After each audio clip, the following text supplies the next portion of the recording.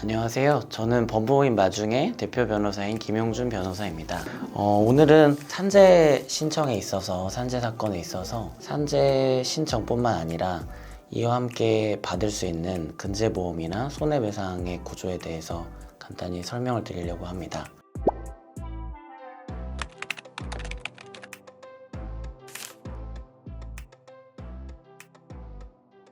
원래 산재라는 건 전체 손해의 일부분을 긴급하게 먼저 지원하고자 만들어진 제도라서요.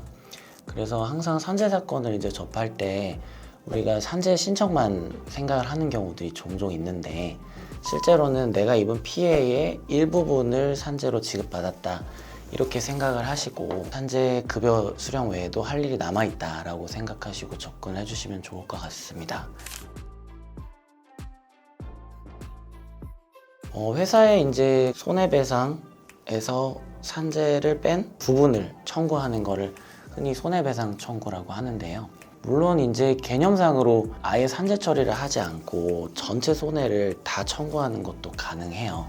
산재 부분만큼은 회사에서 미리 전체 손해를 다 지급한 다음에 이 산재 부분에 해당되는 거를 회사가, 나라가 아닌 회사가 지급을 했으니 요거를 대체 청구하는 구조도 가능해요. 그런데 이제 이렇게 하는 경우는 거의 없겠죠. 왜냐면 나라에서 받을 수 있는 권리를 전체 부분에서 산재 부분을 먼저 나라에다 청구를 하고, 그 다음에 나머지를 회사한테 청구를 하는 게 금액이 어쨌든 범위 자체가 줄어들다 보니까 회사에서 이 손해배상이나 또 합의를 이끌어내는데 순서는 그게 일반적으로 맞다 이렇게 봐주시고,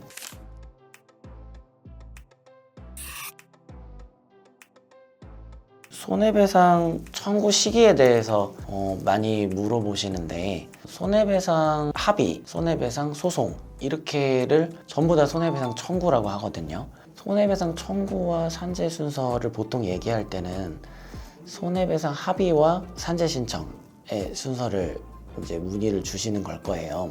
근데 여기에서 조금 오해가 있으신 부분이 좀 있어서 얘기를 드리자면, 보통 아시기로는 산재 신청을 한 후에 합의를 한다 이렇게 좀 생각을 많이 하고 계시더라고요.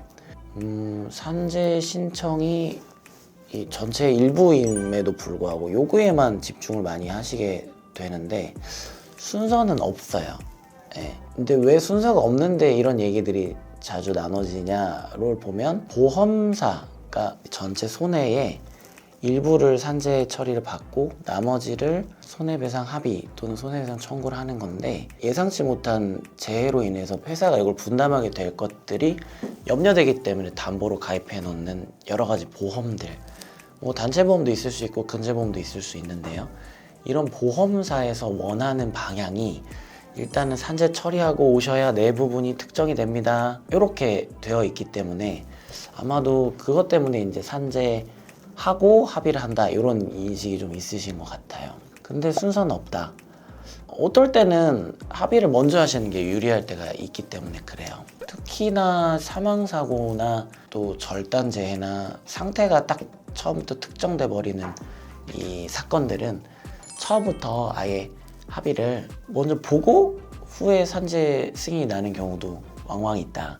사실 합의를 보고 나서 산재나 장애 상태가 좋아졌다 해서 합의금을 토해내진 않아요.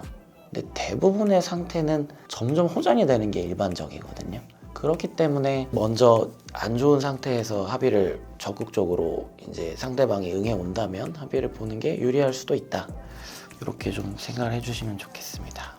네, 지금까지 산재 신청과 합의의 개괄적인 구조에 대해서 설명드렸는데요. 네, 다음 시간에는 근제보험이나 조금 더 디테일한 합의 구조에 대해서, 손해배상 합의 구조에 대해서 설명드리도록 하겠습니다. 감사합니다.